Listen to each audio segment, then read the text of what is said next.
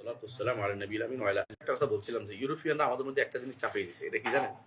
5 বছর পর পরে একটা মারামারি, 5 বছর পর পরে একটা নির্বাচন, অথবা 3 বছর পরও হয়, কখনো কখনো 4 বছর পর, কখনো ঝগড়ালাগি হয়ে যায়, 3 মাসের মধ্যে পড়ে যায় সরকার। এই সিস্টেমটা ইসলামিক সিস্টেম না, এটা ইসলামিক কোন সিস্টেম ছিল না যে 5 বছর 10 বছরে ভাগ করে করতে হবে না। প্রয়োজনে থাকবে, প্রয়োজনে যাবে, কিন্তু প্রয়োজনটা কি?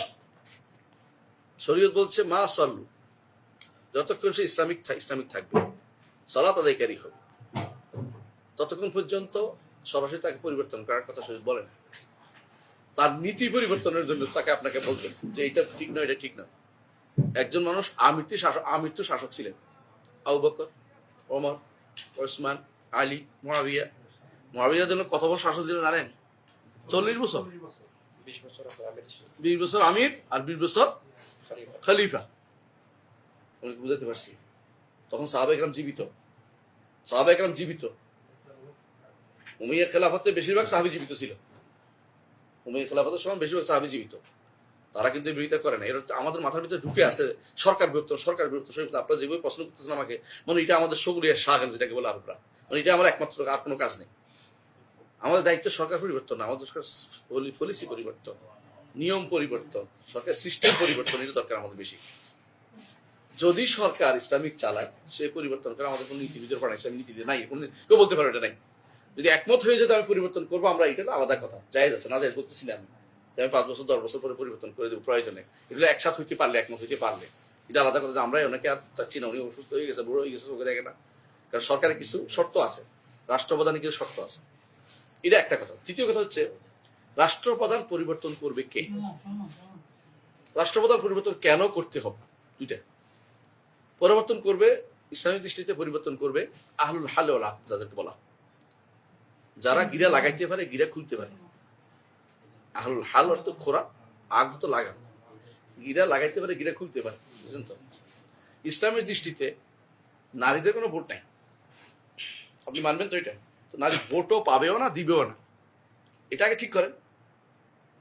ইসলামে নারী কোনো ভোট দিবেও না, পাবেও না। প্রমাণ, আয়েশা রাদিয়াল্লাহু আনহা জীবিত ছিলেন কতদিন পর্যন্ত? অনেক বছর পর্যন্ত, 60-এর পরও জীবিত ছিলেন, 60-এর কাছাকাছি সম্ভব, 68 বছর বয়সে মারা গেছেন, আপনি বুঝছেন? কিন্তু তাকে কোনোদিন করে অ্যাসেম্বলিতে ডাকা হয়নি,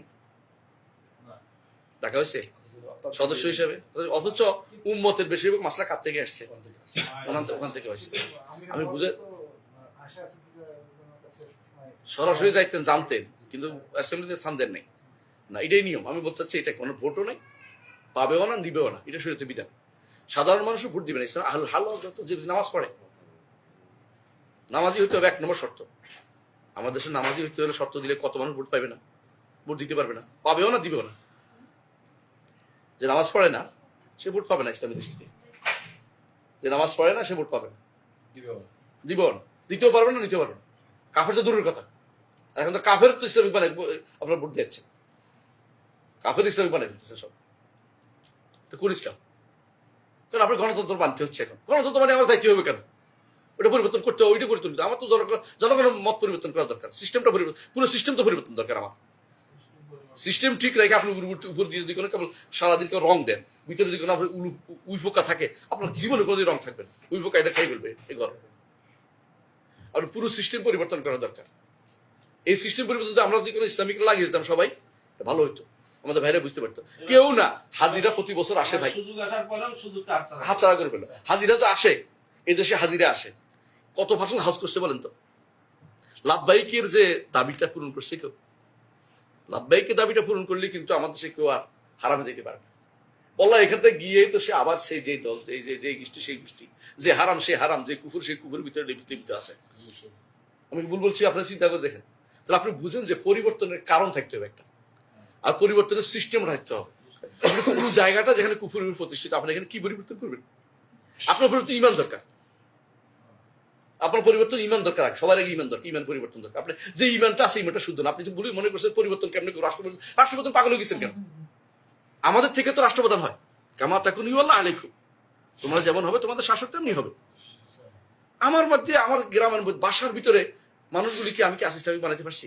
প্রতিটি পরিবার যদি ইসলামিক হয়ে যায় এই দেশের শাসক ইসলামিক হবে। আমি পরিবর্তন হয়ে যাবে, একেবারে পরিবর্তন হবে। আমাদের যেমন প্রধানমন্ত্রী বর্তমান আছেন তারেক জিয়া হাফেজাহুল্লাহ, আমি দোয়া করি তার জন্য আল্লাহ তাকে সঠিক পথে পরিচালিত করুন, আলহামদুলিল্লাহ। কারণ তিনি, তার বাবাও ভালো ছিলেন, কোনো সন্দেহ নেই। তো এই সন্দেহ করার কোনো কারণ নেই, সত্যি ভালো ছিল। তো এই লোকটি যদি ভালো হয়ে যায়, খেয়াল করেন, এই ভালো পরিবারে বড় হলে ভালো হবে, ইমানের উপর বছর বুঝতে পারবে যে এটা হলে কাফের হয়ে যায়। আমাদের দেশের শতকরা এখনো 90% না 99% জানে না কোনো কাফের হবে। আব্দুল্লাহ জাহাঙ্গীর রহমতুল্লাহ আলাইহি তিনি বলতেন 99% মানুষ মুসলিম দাবি করতেছে, 99% 99% কুফুরের উপরে পড়ে আছে। ইমানের দাবি তাদের ঠিক নেই। আপনি ইমানটাকে প্রতিষ্ঠিত করেন মানুষের ভিতরে, দেখবেন যে তিনি দাবি করতেছেন এটা করা যাবে না। আমি ওই দিন একটা উদাহরণ দিয়েছিলাম যে আমাদের স্পিকার বলছিল যে এখন নামাজ না, আগে নামাজ পড়তে হবে, অন্য কেউ বাদ দিয়ে। এই যে সে যে এটা পাইছে, সত্য কথা এটা। এই কথাটা যদি কোনো আমাদের প্রত্যেকটা সদস্যের মধ্যে থাকতো তাহলে কিন্তু আমরা পরিবর্তন হয়ে গেছিলাম অলরেডি। আমি কেন বলতেছি, আমি কারো প্রশংসার জন্য বলতেছি না, বাস্তবতার জন্য বলতেছি। কিন্তু আমরা নেতা, ইসলামিক নেতারা এটা পাইনি। মনে করি এটা ফলো করতে পারবো। আজান দিলে বলে আপনি একজন জবাব দেন, আমরা কথা চালিয়ে যাই। হারাম। আজান দিলে আর কথা বলা যাচ্ছে নাকি? আজান দিলে আজান জবাব দিতে হবে সবাই। তো আপনি ইসলামিক শিখছেন, ইসলাম কোথায় শিখছেন, কোথেকে শিখছেন এটা?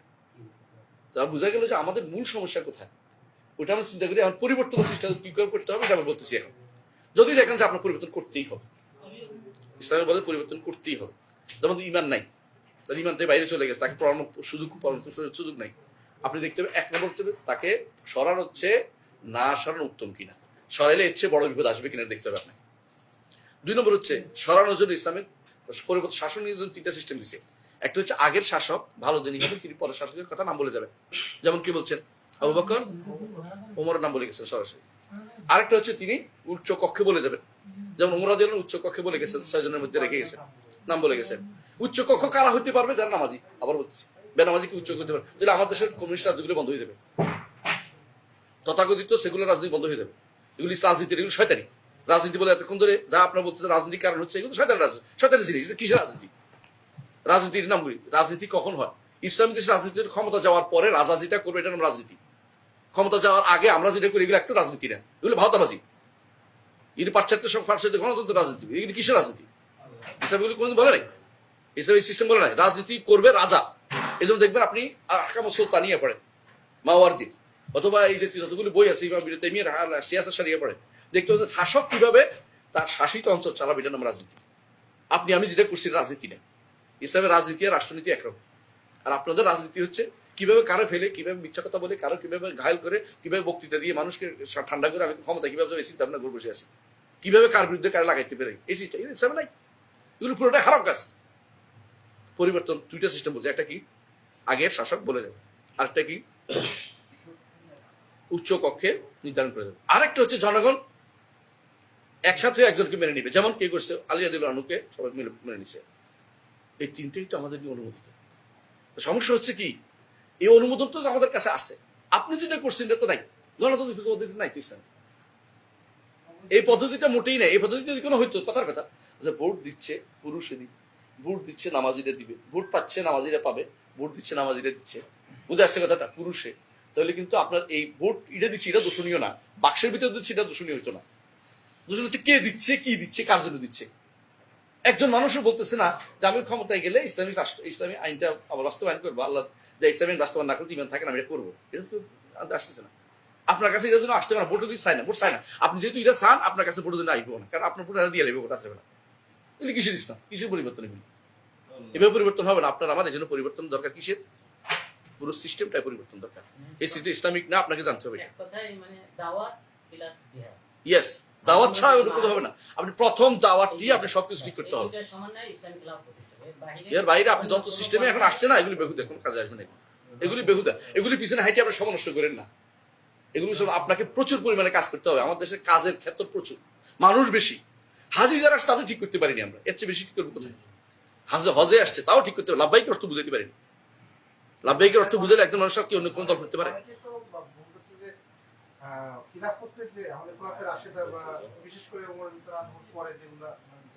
গণতন্ত্র ছিল, এই দেখছেন আমরা এটা কখন বলছি, পরাজিত মানসিকতা যখন হয়, মানুষ কি করে, অন্যটাকে কি করে। আমি এটা প্রথমে শুরু করছিলাম যে আমরা কি করি, যখন পরাজিত হয়ে যাই তখন আরেকটাকে কাছাকাছি নিয়ে কোন রকমে একটা হ্যাঁ উপরে দিয়ে একটা ল্যাব দিতে চাই, এটা ইসলামিক সিস্টেম না। এর অর্থ এই নয় যে আবার এটা ভুল মেসেজ নেবেন না, এটা তো এই নয় যে আমি বিদ্রোহ করতে বলতেছি। কথা রাখবেন, ইসলামিক দৃষ্টিতে যতক্ষণ যেই হোক না কেন, এমনকি যদি কোনো শাসক কাফেরও হয়, কথার কথা, কিন্তু কাফের না আলহামদুলিল্লাহ, কাফের বলছি না কাউকে, তারপর আপনাকে দেখতে হবে আমি বিরোধিতা করলে উপকার না করলে উপকার, কোনটাতে আমার এখন রাষ্ট্র হিসাবে মানুষের এখানে তারপর ওয়েলদান বা বাচ্চা আছে, শিশু আছে, সব সঙ্গে এদের নিরাপত্তার জন্য আমার কোনটা উপকার।